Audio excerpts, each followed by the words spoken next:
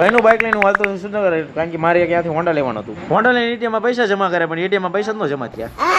પછી અમે સુરનગરનો મેળો જોવા, ત્યાં સુરનગરના મેળાની તૈયારી ચાલુ હતી.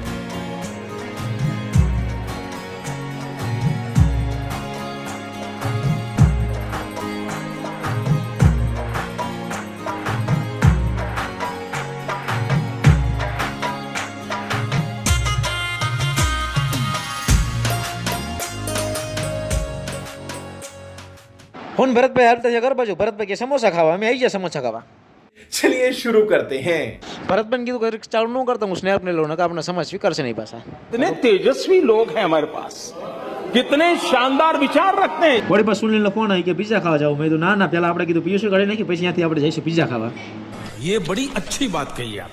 ફાઇનલી મેં આવી ગયા લાપીનોદના પિઝા ખાવા. કરી નાખ્યો 948 નો ચાંદલો. સુનિલ પાછો પિઝામાં મહેંદી મૂકવા માંડ્યો.